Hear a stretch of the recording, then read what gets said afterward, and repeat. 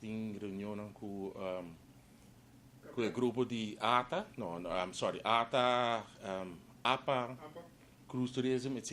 Então, não indicar que custa não business as usual.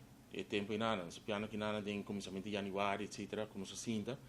Então, nós indicamos que se custa não trabalha business as usual, logo tem de informar e vergunninghouders que não na tempo, para não por direito na custa, quando me sentir na ordem, para não. Dus no papeleo di no, sino lo qual bijvoorbeeld APA daarbij requerir of lo qual vamos dizer cruise ships também está requerir di nang panang tinang na orde. Dus het algo que nós recomendamos a nós e KPA também recomendamos para não portin para informar a pessoa que na tempo para depois hora e momento chega que vamos dizer botar handle de outra maneira e nana que na altura de que daarbij está assim não.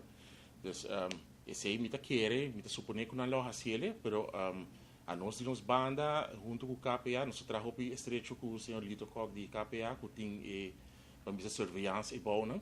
E tá se ele com o grupo, na vinda se ele último ano, hope bom mês e já nós não tá cooperar com nós, pessoal, já DTP tá hope under bomand para parte lá, né? Então, ora nada, nós temos plug não sei que tá bem, não, pero bastante como diz, leiding então e direção, tá agora assim em conjunto com o KPA.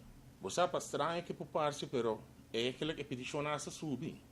Para mais, para abrir, para veicar, para TO, para táxi, dus a nós para dia não está hobby petição. Então, já, em verdade não tem espaço para tudo não, certo tem, certo não.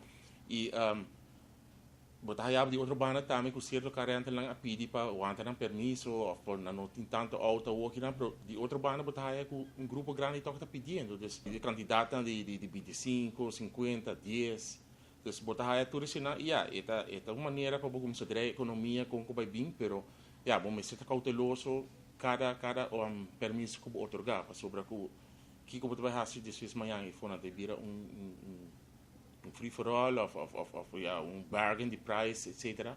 Dus nós mesmo tem que ir cauteloso e nós tudo isso aqui não promete que nós manda aviso positivo também para o ministro de Chile.